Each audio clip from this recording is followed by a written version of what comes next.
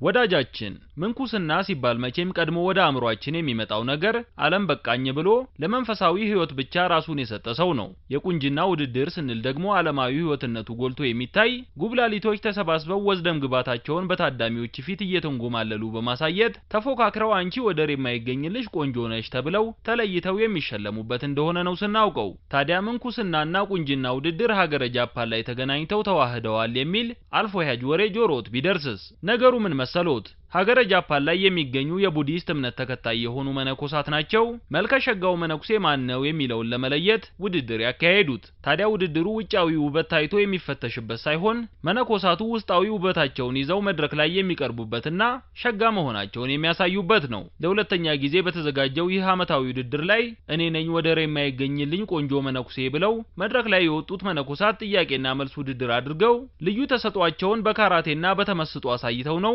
አንደኛ ለመባል የተገዳደሩት። አሸናፊው የሚለየው ታዲያ ተመልካቾች ብቃት ችሎታቸውን ተመልክተው በሚሰጧቸው ድምጽ ነው። በየዓመቱ የሚስተናዳ የቀብር ስነ ስርዓት ፌስቲቫል አንድ አካል ሆኖ በሚዘጋጀው የመነኮሳት የቁንጅና ውድድር ላይ ዘንድሮ 5 ተወዳዳሪዎች ሊሳተፉ ማመልከቻ አስገብተው የነበረ ቢሆንም ሁለቱ ሳይሳካላቸው ቀርቶ 3 ተፎካካሪዎች ብቻ ነበሩ ውበታቸውን ይዘው መድረክ ላይ ሲንጎማለሉና ትርኢታቸውን ሲያቀርቡ የቆዩት። አይጀን ዮኮያማ የተባሉት መነኩሴና የካራቴ ጥበበኛ 10 የወለል ንጣፎችን ደርድረው በቡጢ ነርተው በመስበር ችሎታቸውን ለእድምተኛው ያሳዩ ሲሆን ሬንካ ሃሴኦ የተባሉት የሬዲዮ ዲጄና መነኩሴ ደግሞ አጠር ያለች የሬዲዮ ፕሮግራማቸውን ቀንጨብ አድርገው ለእድምተኞች አሰምተዋል። የትርኢቱ ታዳሚዎች በአባ ዮኮያማ የካራቴ ጥበብና በአባ ሃሴኦ የሬዲዮ ፕሮግራም ቢደሰቱም አንደኛ ብለው አብላጫ ድምጽ የሰጡት ግን የውድድሩ ብቸኛዋና የመጀመሪያዋ ሴት ተሳታፊ ለሆኑት እማሆይ ኮዩ ኦሳዋ ነበር። እማሆይ ኮዩ ቁጥራቸው 40 ለሚደርሱት እድምተኞች ያቀረቡት ትርኢትም ተመስጦ ነበር። ተመልካቾቹን እንዳለ ለጥቂት ደቂቃዎች